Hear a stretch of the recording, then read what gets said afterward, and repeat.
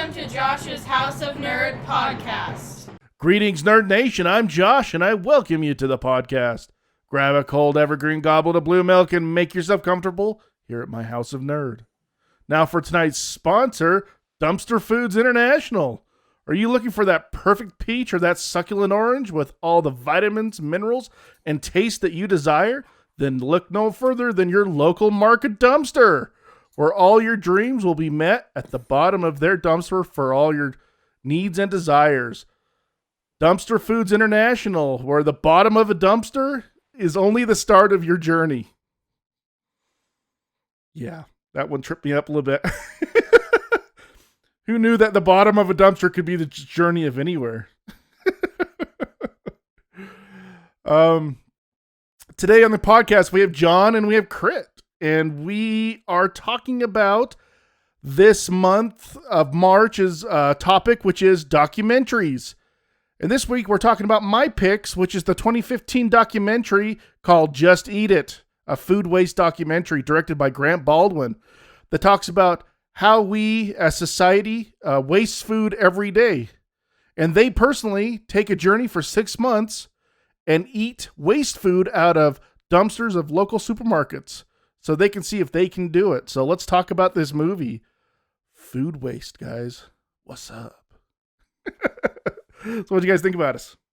This is our first documentary. This is kind of a little bit different of a format than we've kind of been watching lately. It was a but little different. Yeah. The format. It's weird to know where to exactly start with it. Well, yeah.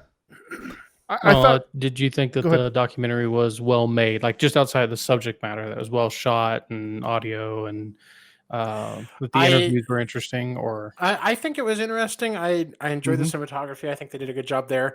I hated the audio editing. It was always the voices were always too soft. The music was too loud. I had to turn it up and then turn it back down so it wouldn't wake the kid. Yeah. So I hated that aspect of it. I had the same experience. Yeah, I mean, in all honesty, I really didn't key into much on the audio, to be honest. If I had to, on the rest of it though, I thought the cinematography was fine. I thought the interviews were cut in kind of were cut in okay spots. I liked the overall story arc they had of them. I thought that was kind of interesting.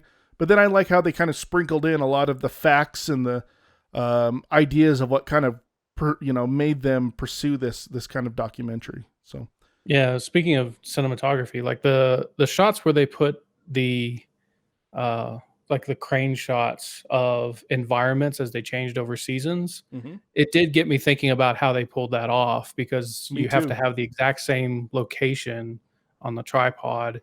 If you're, and it didn't look CGI. It looked, they real.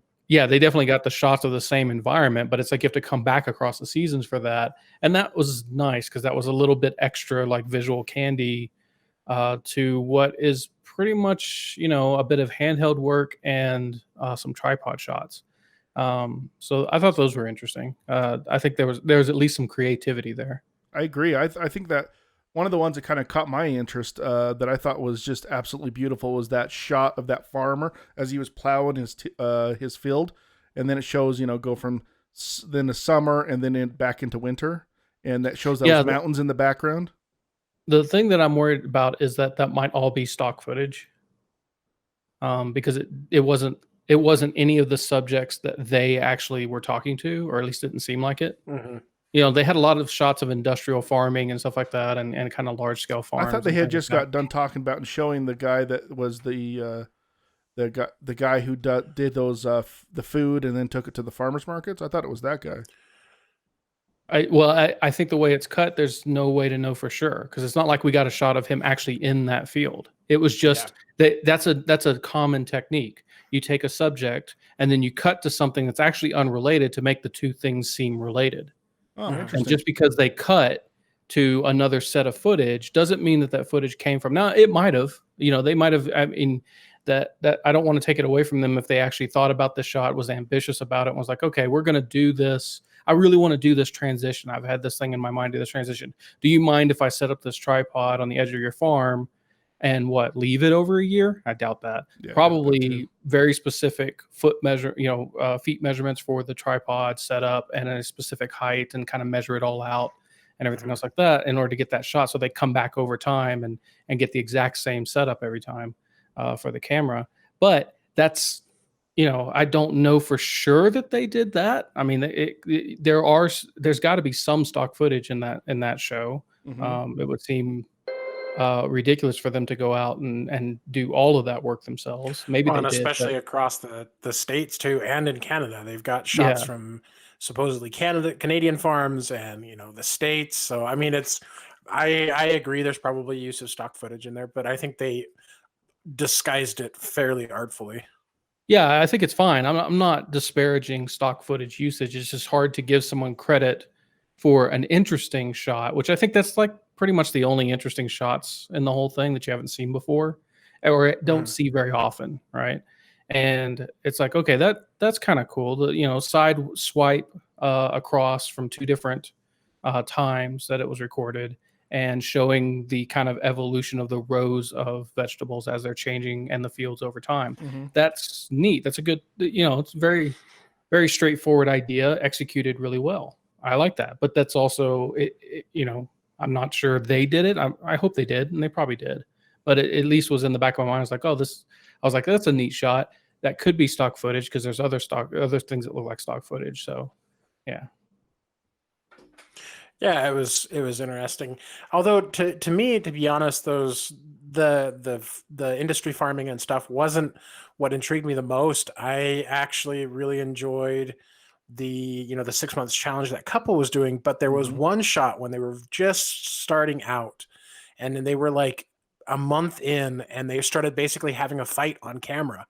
If you remember that, where she's like, well, at what point does it become ridiculous? We're a month in. Isn't that enough to prove something? Like, what does 6 months prove over a month? Right. And that was a super intriguing shot. I wanted to hear more shots like that, and more of the arguments and the thoughts about it. Because that was a super intriguing shot that they cut away from all of a sudden. And I was like, oh, that's kind of a bummer. Yeah. Like they were kind of made this human interest piece. Yeah, they started digging into the philosophy of it. It's like, oh, it's one thing to make this decision and try it as an experiment, but the other thing too is if you're trying to make a moral argument, which they are, then it becomes well, how much do you believe in this moral argument? Like, if you say that we should be doing these things, but then you choose not to do them, what exactly is the point? If it's hard to listen to a preacher who doesn't live by his teachings. And that's kind of what I got. It's not really what I got from them. It's just kind of something that entered my mind when they were arguing about this type of stuff. It's like, well, it's a fair point. I'm not sure it's moral to necessarily dumpster dive. Right. And as I think the documentary did relatively well. They've done a couple more since then. So maybe it was worth doing it for it obviously raised a little bit of awareness. I don't think it's like high on people's radar of like food documentaries or something like that. No, I don't think so. I mean, I hadn't heard about the size it of like Josh Super Size Me or whatever. Or there's another one, Food Inc. I think they call it. I've seen it a few times. Yeah, on Netflix and stuff. Yeah. Yeah, this one wasn't nearly as big or as talked about or as advertised or something along those lines. No, but I thought I still liked it though. I mean, it was kind of going back to what you guys were saying a little earlier about them fighting. I kind of took it as they were fighting, but they were just kind of going through that hard time. Like they were kind of struggling. They hadn't kind of hit their stride, on where to look for food and the varieties and stuff. And it seemed like at that point, that was kind of like the kickoff point. And I don't know if that's how they edited it down or what, but it seemed like from then on, it seemed to be going a little bit easier, of them being able to find places. They'd kind of focused in on the places where they could find a lot of food out of the dumpsters. Well, that's definitely the narrative they went with, that they showcased. They're like, hey, actually, we find food everywhere. I mean, they literally say it in the show. So that's the narrative they went with. Yeah. And that's fine. It's the interesting thing is like all the factoids, if they're true, I didn't recognize anybody that they quoted, which is fine because it's not like I'm in the food science area. But at the same time, I've seen enough Yeah, if you're Bad appealing to authority, Yeah. you need to make sure that your audience understands their authorities Right. or accepts them as authorities. Right. And so They're all just these little appeals lines. out. Yeah, these little titles for who they are underneath thing. I'm like, okay, I've never heard of that organization, never heard of that organization, never heard of that author, never heard. And I'm like, that's fine and all, but it doesn't help me. I guess if you're in that world, maybe they're famous, maybe they're trustworthy, but I'm skeptical. I mean, that's just 2021. I'm skeptical when you put somebody on. This was made or released in 2014. So, it's not really on them to adhere to the, standards that we might have now for this type of stuff. But still, I don't know any of these people. I don't know if what they're saying is true. It sounds good. I mean, but this whole 40% thing is like, well, is that still true? Or, there's no solutions. There were like many things, but there weren't things that were like, overall what would systematically cause this not to be a case. There was lots of issues with it. I think that's a good point right there, Crit, is they sure talked a lot about like how we waste, but there was no, I mean, there was a few ideas speckled out there, but not in a way I think that people could catch on easily. It was more of just like a passing a thought really fast, and then they were moving on. They didn't go into depth of how we could fix it, except for the very end where they talked to the guy at the pig farm, Bob, and how kinda. he's, helping do his part with the food from Las Vegas to feed his pigs. But again, that's not something the everyday person can do. Right. No, It's not systemic. It's just anecdotal. Here's what I'm able to do in the environment and situation that I'm in, which isn't enough to actually solve a problem. No, and even some of the evidence was anecdotal. When the guy's talking, I think it was the peach farmer, and he's talking about all these things he can't sell, and like, these are fantastic, and they don't want it because it looks bad. Well, on fruit, if you have scarred fruit, the scars rot faster than non-scarred portions of fruit, and one piece of fruit rotting in a bundle will cause the other ones to rot a lot faster because it releases gases and all that crap. That's true. So to me, it was a little disingenuous when they're like, oh, they just don't like it because it looks bad. It was like, okay, that could be part of it. But I mean, there's definitely an aspect of, oh, hey, these rot faster. Now I could see that as a part of it at the grocery store, but someone like the look thing, like someone looking at it going, oh, that's maybe got a little bit of a brown spot, or whatever. Me, I typically don't give a crap about that kind of stuff, but I know people who do though, and they won't get something if it looks a little funny. But at the whole thing before it gets to the supermarket, that is where it's kind of like a little iffy to me too. Of just because it looks funny, even though I do know with like potatoes and things like that, if it's not a certain size or certain shape, they won't do it, and that's where when I was growing up in Rexburg, we'd go and go glean the potato fields because they would leave those potatoes, those kind of oddly shaped ones and stuff. You could just go with permission of the farmer, go and pick them up because they weren't going to do anything with them other than plow them under if you didn't pick them up.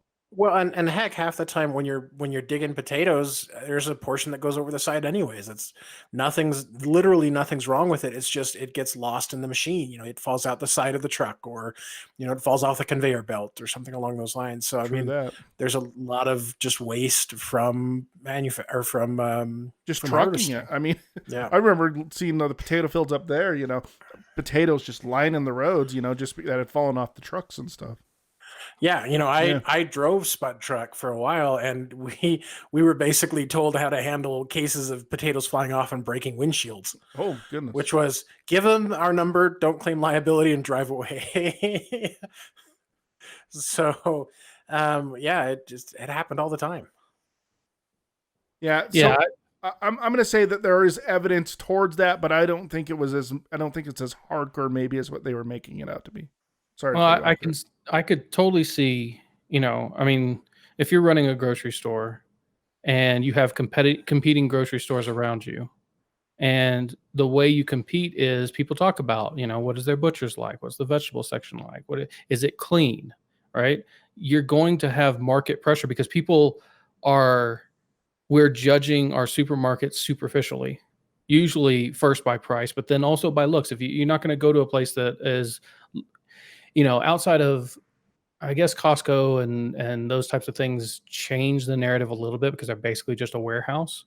but they still do there's still their vegetable sections and stuff like that are pretty well curated, because they know that it's like the guy at the and I've talked to farmers that say this before, at the farmers market was talking about, if he has one thing in the basket, he'll never move it all day, but if he puts 30 things in there, he'll move 25 of them. That's just a sales tactic all around. People.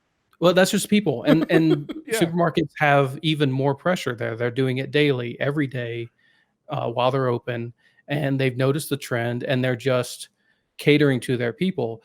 The weird part is that it's just this reinforcing cycle of misinformation and perception that, if all of their claims are true, is causing these claims. So I think the documentary hit on that temporarily, but I think where this documentary suffers most for me is that it felt like they didn't pick a direction and stick with it. They Yeah. could have explored the psychological stuff a lot more and stuck with the food stuff. They could have stayed with that couple and explored the morality of that situation a lot more and understood it. Or they could have stuck with, food manufacturing and, all these things. It's like this smorgasbord, but they never chose one solid direction. And I think overall it suffered from not being. It was a little bit all over the place. If it was a meal, it'd be like a chartreuse board or something like that. Not a very filling meal. That's Just here's this small little thing for you of all these different things, but we're not going to give you a meal that fills you up. Well, which is ironic given the food documentary. I mean, unlike you two, I did not enjoy the couple storyline at all. Like, I was not interested. I was having to put my phone down because I was just like, I'm just not interested in what these two people specifically, feel like their experiment should be, and how they went about it and stuff like that. It wasn't compelling. I like the information stuff. I like, let's talk about the expiration dates. Let's talk about the sell by dates. That's interesting. Let's talk about where the food is wasted in the process. And at the end of the movie documentary, I was thinking, well, that actually probably would have worked better as like a series of YouTube videos now than it would have as a full documentary in and of itself, in my opinion. Because then I could have skipped the couple and just gone with, the factoids and, push that against other research that might have been out there, kind of as a more, because I think there was too much disjointedness between those storylines. It needed to be a little more focused. Yeah. I feel like I think I like the couple, not necessarily. I like the couple just because I kind of put myself in that situation of, could I do that?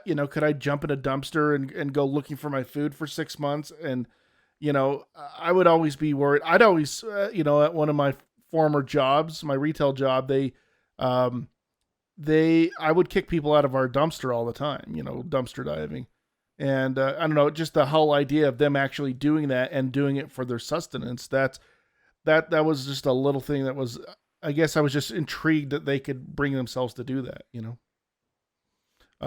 I mean, they have some amount of conviction because it takes something to, dive into some dumpsters to find something to put in your meal later. Especially the worry of potentially getting caught.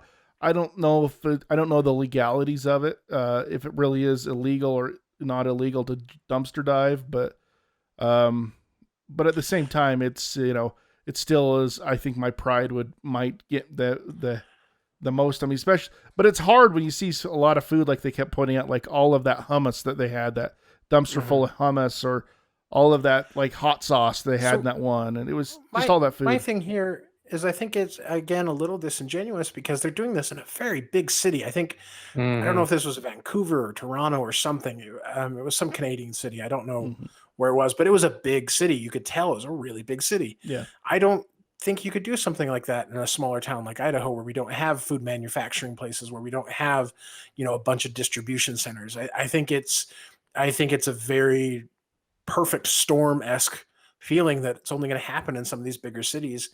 So I think even their conclusion of what they're able to live on is not necessarily flawed, but also not a one size fits all, do this in your city thing and you'll be fine type deal. It's definitely geographically locked. Like, it's just about the region that you're in. I think that's why it wasn't that compelling. It was like, to me, because it's like, okay, I guess I'm kind of glad and sad that you can do this in the area around you. If that much food is being thrown out, I mean, I think the key part of it is when I guess the Peach guy or somebody was talking about they can't send all this food to the shelters because they just don't have the infrastructure to handle it all. And I was like, okay, that's an interesting anecdote. Is that true, and why? Like, that to me, that's more compelling. I wish they'd have discovered that. Dive into it. Yeah. Go talk to some shelters, find out what they're doing with these things. I mean, they almost did that with the author and his gleaning and the sweet potatoes and stuff like that. But they didn't talk to anybody. Yeah, and they didn't. They did a little bit with that one kind of what is that? That supermarket that takes only low income people. Yeah. Which I thought I actually thought that was kind of intriguing about that. It was interesting, yes. Yeah. And by the way, this is out of Vancouver, guys. Okay. So I think I would have been another good part of a documentary if they were focusing on, methods to solve it and work with it. But again, it suffered from it didn't stick with one direction or anything that was super filling. I think I wish they would have done like more personal stuff, Yeah. Like the sweet potato stuff, I think there was a whole bigger story there they could have dug into, like Crit was saying. Mm-hmm. I think there's a whole lot more they could have done other than, the shot of that kid trying to put a sweet potato in the bag was hilarious. That was awesome. Don't get me wrong. That was awesome. But other than that, it felt like we need something to fill the time. Yeah. And, here's gleaning. Gleaning's kind of a thing, and let's move on. Yeah. Yeah, I think they touched upon too many subjects. They should have focused. It would have been more compelling to me personally if they'd have focused on, either the supply chain waste itself and interviewing people along that supply chain instead of just talking to one food expert, an author, and a couple of farmers that they happen to be able to talk to. Like, let's hear from the manufacturers. Let's hear from, supermarket managers, and you're gonna find somebody if you look hard enough. And it's like that they went to maybe the people they were already talking to, or just could get on the phone or whatever else. I mean, they went out and did the interview, but like that's one aspect I would have liked to see more of. And the other aspect would have been the more philosophical aspect of, like, if we have this idea that's we think is moral, what solutions could we possibly go about to make this a better situation? Exploring the supply chain would be, I guess, one facet of that. But I think if you're just making a piece to expose it, I think that's where it really is. It's like, okay, there's too much food being wasted. Why is it being wasted? Let's go find out. They kind of did this whole thing with the experiment. I felt that was off. I felt that was like flavor, not actually on topic. Mm-hmm. Yeah. I agree. I see where they were trying to go with it, but I don't know if it actually got there. I know they were trying to see, like, oh, hey, there's so much food out there that we can live for 6 months without actually really needing to buy it. Right. But, what are more repercussions that come from that?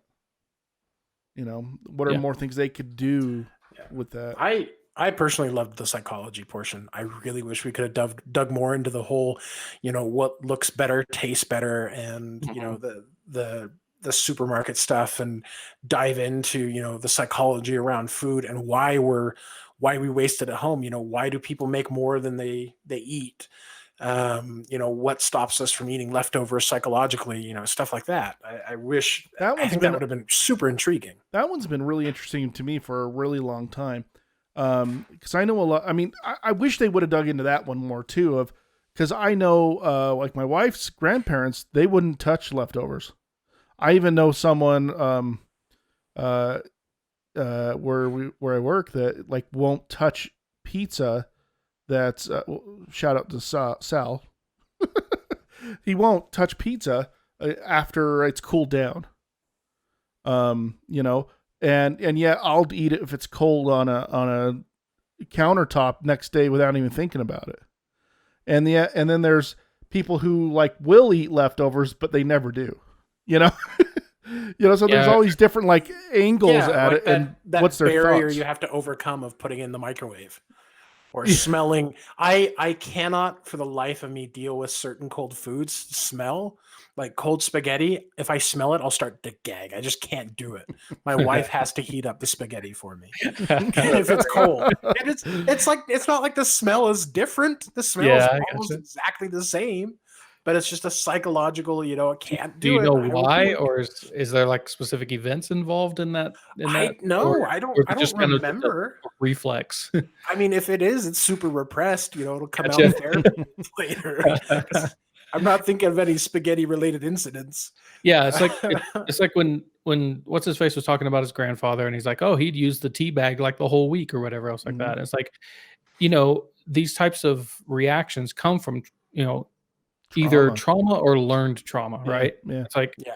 It's like food safety. Like if you're if you're in a family that doesn't take food safety very seriously and never really had an incident with it, you may not have any sensitivity at all to food that's been left out or anything else like that. Right. Whereas if you have encountered a problem with that, or your parents drilled it into you that this type of stuff can hurt you because of something that happened or something that they learned, you're going to react that way. And that's, I mean, it's reasonable, but it also means that we have a very stratified demographic that we're talking about. It's like people have very different perceptions about food safety. And I think that really kicks into and may actually be the drive. Personally, I think it might be the drive. They didn't get into this at all, but I think that might be the driving factor of why grocery stores choose certain types of products to put on their shelves and not.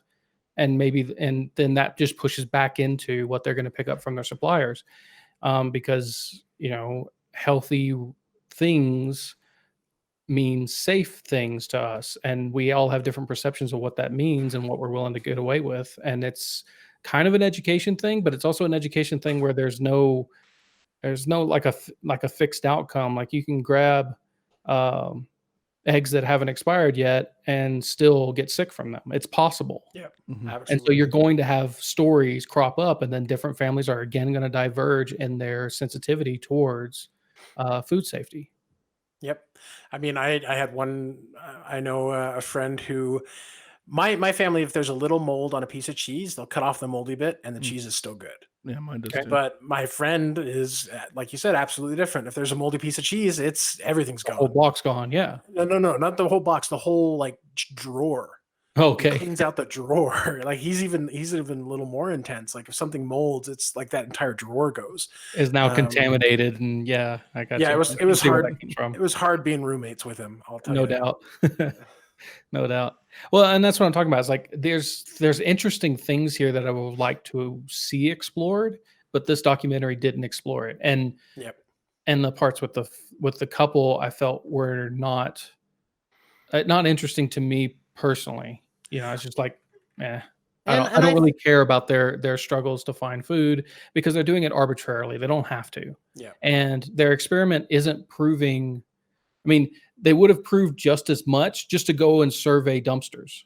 Like Yeah, just take the absolutely. pictures do everything. They don't have to eat from the dumpster Absolutely. to tell me that there's a ton of food So do you waste. think They could just that show was it. more of a Well, hook? and we didn't know all the rules. We didn't know, what exactly they're trying to prove. We didn't have a real big conclusion to the end, except for, oh, we had this dinner with everyone and we saved this much money. Like there wasn't a real big It moral wasn't like payoff Super for Size it. Me in that sense. Like Super No. Size Me had well-defined rules and well-defined objectives. And there was nothing of that really here. While I was Right. interested in the story, I completely see where Crit's coming from Oh, with I do it too. being uninteresting. And I think they could have done a lot more to make that story interesting. But again, that would have taken them focusing on something instead of doing their buffet style filming. Yeah, like if you change the couple's narrative experiment that they were doing to be more about food scarcity and availability, and then did that experiment in that vein, I think it would have been more compelling because it's a more human story. Mhm.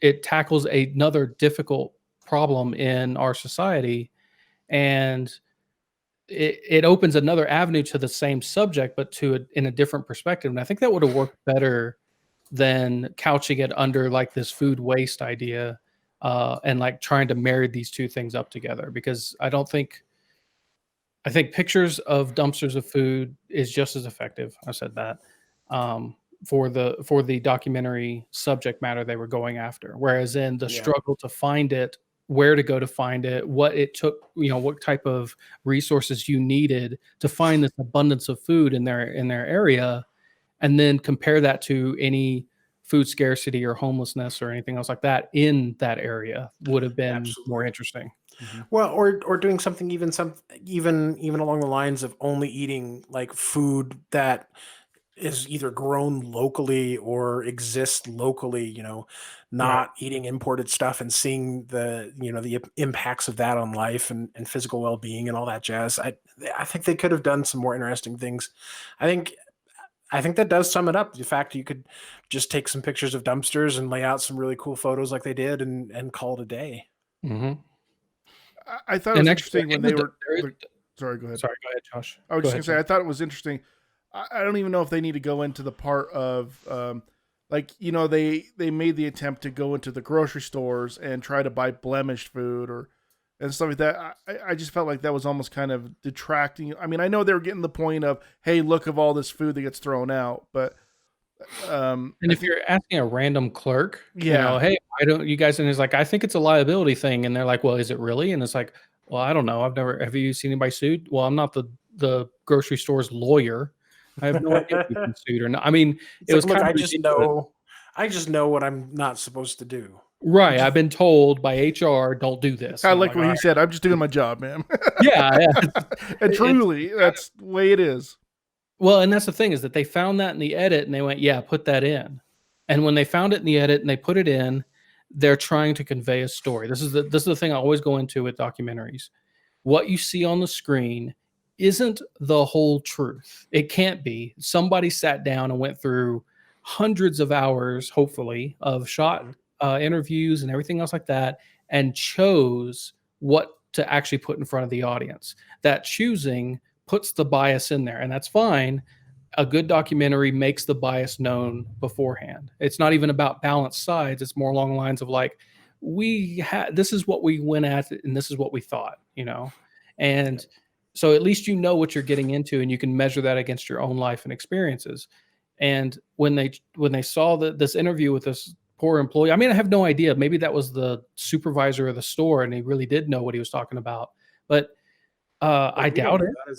Yeah, we don't know that. And they found this thing in the edit. They found it in the footage, and they went, yes, we need to put this in there. And they put it in there, and that poor guy is just floundering for, and it's like, oh, look how these corporations are making excuses. And they were super confrontational about it too. Yeah, and they immediately cut to, some supposed expert that I've never heard of talking about how no store has ever been sued. And maybe that's true. That might be true. That sounds like something's easy to check. It's like no store has ever been sued for this. Matter of fact, there are laws on the books protecting you from being sued from this. Okay, fine.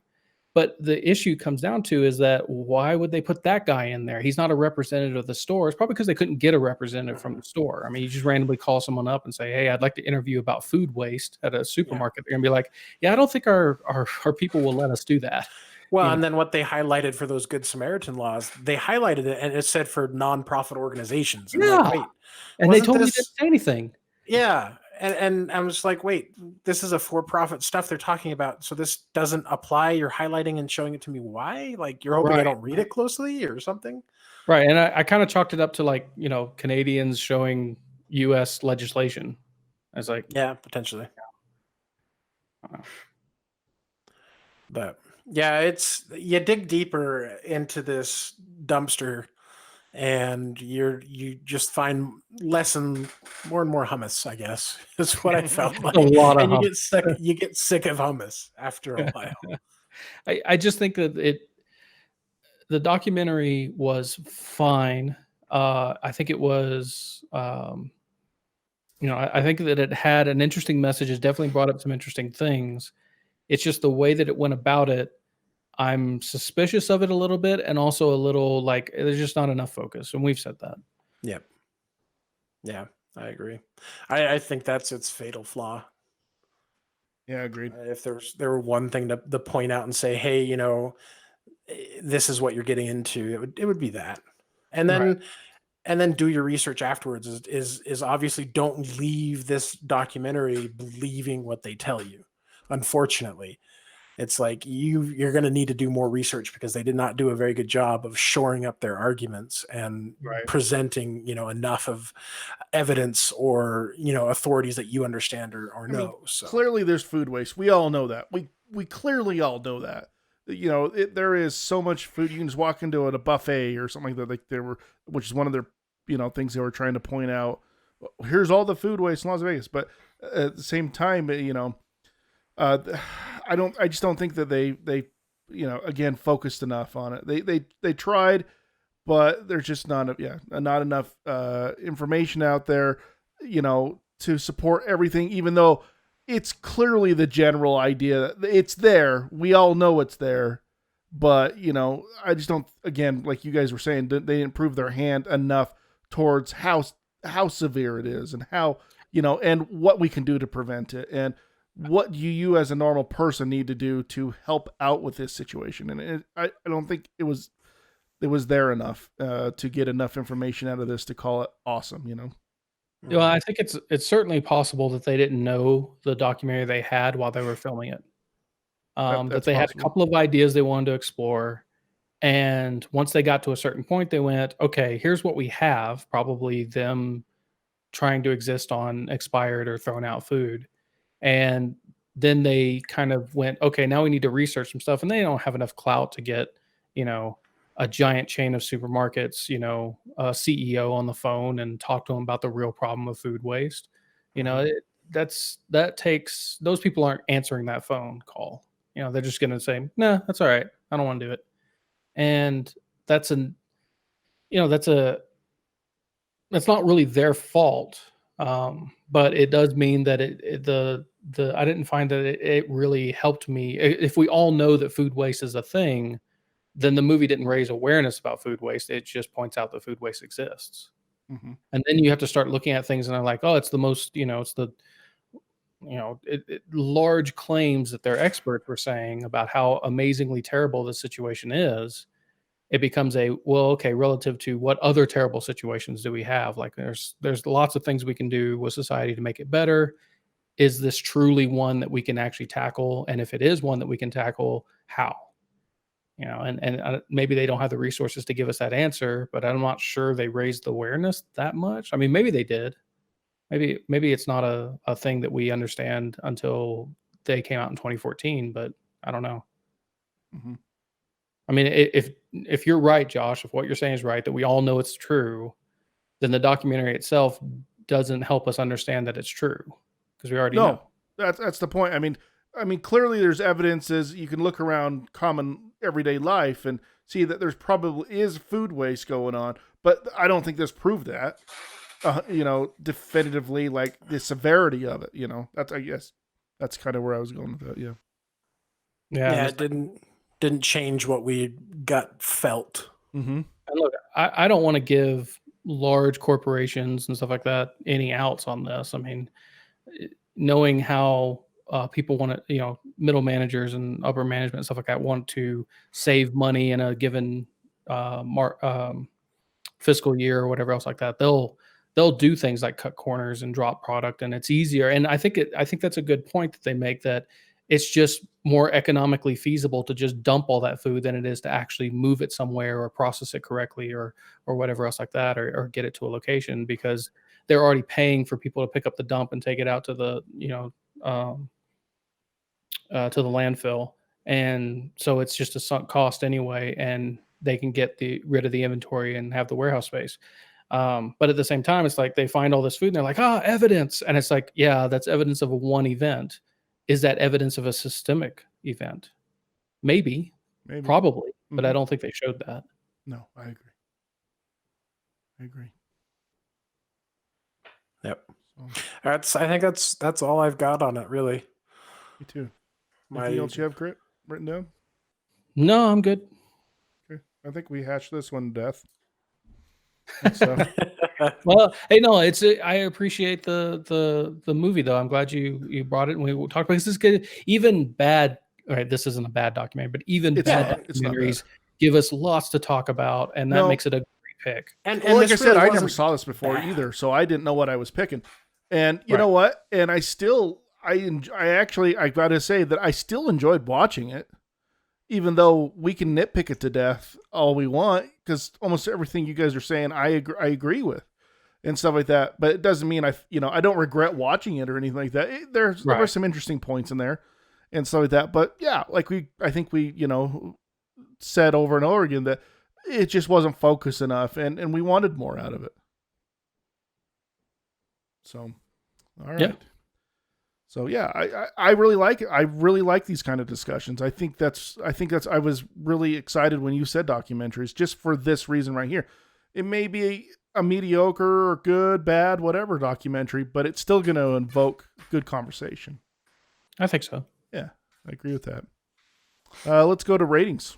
And it wasn't the Santa Claus movie you suggested, so Oh, you had to bring that up. Even that we got almost like what, Jerk. 40 minutes out of it.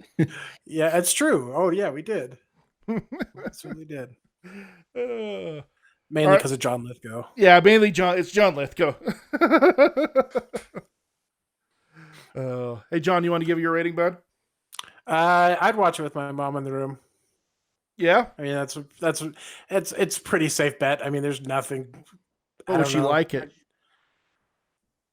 I think she would cross stitch through it. There you go. Yeah, Fair enough. I think she'd be cross stitching through it. I don't think anything would have gripped her that hard. Fair enough, man. Fair enough. I like that. Crit, what was yours, man? My rating's about a 3 out of 7 hospital visits due to food poisoning. Very nice. Yeah. That bag of chicken was suspect. Yeah, I'm it's like how long has it been in there? I mean, if you feel it and it's still cold, and I'm glad they were doing the research to see whether or not it'd been recalled and right. done all that. I'm like, yeah, it's probably a smart thing, but How long had it been in that dumpster in the shade? Yeah. Maybe it has a pinhole hole in it and you don't know. I like that guy that said earlier before that. He's like, it's probably fine. It was in the refrigerator all weekend. But how long has it been in that dumpster? Yeah. Doesn't matter if it was there all weekend. I think the safest thing they found in the whole thing was that chocolate. Yeah. Like individually wrapped in boxes, in foil. I don't know. Eggs can go bad in the refrigerator. I would have been a little. I mean, I guess they were doing that test, which I didn't even know it existed. Well, yeah, and keep in mind this is Canada. In the US, we scrub our eggs clean, which means we have to refrigerate them. In different countries, because they still have that protective layer on them, they can survive outside the fridge for a lot longer period of time. That's a good point. I'd forgotten about that. So that one was still a little hinky. I'm like, doing the test was fine. It's like, as soon as they've like, okay, yeah, we're actually making sure it's safe. I'm like, okay, it's fine. But it wasn't an instant red flag. Right. Yeah. Like the chicken. You're right. Yeah. That was the biggest one. I'm like, oh, salmonella. There we go. It looked like there was a bag of mystery meat. Like I remember us getting there's a church around here, the area that gives out free bags of, different foods. And I think we got a food of like spaghetti meat one time. And that's what it looked like. Spaghetti meat. Yeah, it's like, yeah, there's tomato sauce with hamburger in it, I think. Yeah.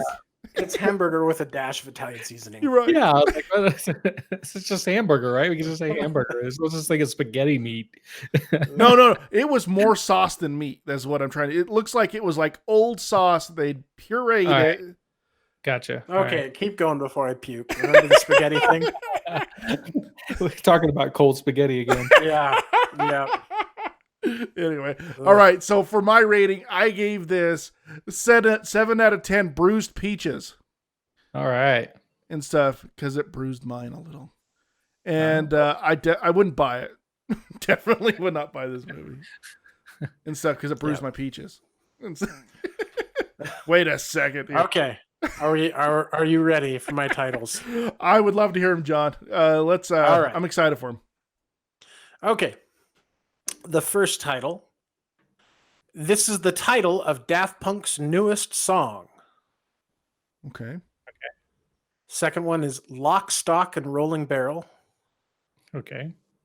Third one is Filming Fools, Breaking Rules. I think I know what the third one is. I think you'd be surprised. Maybe. I think there's only one in here that's oh, John would have picked that. What's the second one again, John? Lock, Stock, and Rolling Barrel. That's the thing is, I don't think he's seen Lock, Stock, and Two Smoking Barrels. I haven't. Oh, you got to. We'll get him on it sooner or We later. keep talking about it. This might be the second time. We might No, be on a that's third only time. that's only the first. Oh, is it? No, I've mentioned it before. Yeah, he's mentioned it before. That's twice. Okay. I think it's on it twice. One more time, and it'll be in our catch-all episode. Goes on the list. I'm excited to do an episode like that. That would be fun. Yeah. We need to make. Okay, so the title of Daft Punk's newest song, "Lock, Stock, and Rolling Barrel," and "Filming Fools, Breaking Rules." I'm leaning towards number 1 or 2. So was I. I was too, actually. Okay. Well, which one do you want? It was going to be 1 or 2 for me. Or sorry, 1 or 3. I meant 1 or 3. I'm sorry. All right. So the overlap is 1. Are we going with 1? Yeah. I'm good with that. Okay. All right. That was the first one. The second one, "Lock, Stock, and Rolling Barrel," was "The King of Kong, Fistful of Quarters." Oh, I love that one. I've seen that one. Yeah. Yeah. And then that was the one I'm like, oh, you would be like, oh, John picked that one, obviously. I love that one. And I love the comeuppance that Billy Mitchell got recently with being kicked out. I'm so happy with that. Oh, it was like the conclusion to it. Okay. The third one is "Filming Fools, Breaking Rules," is "Exit Through the Gift Shop." Oh, I've seen that one too, and it wasn't what I thought. Yeah. It's Banksy. Yeah, it's about Banksy, or sort of. Yeah. Sort of. It's really good. All of these I'm going to actually watch this week because all of them are really good. And the first one you picked, the title of Daft Punk's newest song is "Bigger, Stronger, Faster." I've seen that one also. Okay. Oh, really? What's it about? Anabolic steroid use. Yeah. It's a brother creating a documentary following his 2 older brothers. I think his older brothers. I think so. Who got sucked into steroid use. It's a really interesting documentary and very well done, I think, in my opinion. So yeah, I think that'll be interesting. I think it'll have a lot of stuff to talk about. I absolutely agree. Cool. I absolutely agree. I'm excited for it and stuff. I'm looking at it right now. It looks interesting. Yeah. Like I said, I'm watching all 3 of these this week because all of these I love them all. I've seen The King of Kong like multiple times. I think it's a fun documentary. Yeah, when I love it. And then again with Billy Mitchell's whole thing coming out about the cheating scandal, I'm like, yes, I knew it. It's good to have a villain. It's good to have a villain. And they did a really good job of portraying him as a massive douchebag. Right. Though at the same time, it wasn't hard to portray him as a douchebag. Well, Pixels, I don't know if you guys have seen it, the Adam Sandler movie. The short guy. Floating head. Yeah. Is supposed to be kind of it's the guy from oh my goodness, what's the shorter guy's name? Dinklage. Peter Dinklage? Yeah. He's supposed to be a kind of a representing Billy Mitchell in that movie. Well, and then Billy Mitchell sued the regular show because they used his likeness in an image, apparently. Yeah, there's a whole bunch of stuff with him. It's an interesting roller coaster. Yeah, it is. No, I'm super excited to watch Bigger, Stronger, Faster again. Bring it on, man. I love stuff like that. And stuff. I watched more documentaries than I'd probably tell people because they're so interesting, especially if you're just sitting down and you don't want to watch the mainstream stuff. So anyway, all right. Well, thanks for everybody for being on the podcast, and I thought it was I'm really kind of digging this documentary style this month, and I hope it continues with the rest of the month on just bringing out different ideas and thoughts and discussions. So, no pressure on me. Thanks, Josh. You're welcome. Bring it on, man. And to everybody out there listening, thank you for supporting our channel and listening to us. And may you be excellent to each other and live long and prosper from all of us here at Josh's House of Nerd. Good night. Thanks for watching. For more nerdy awesomeness, please like and subscribe and check out our other nerdy videos.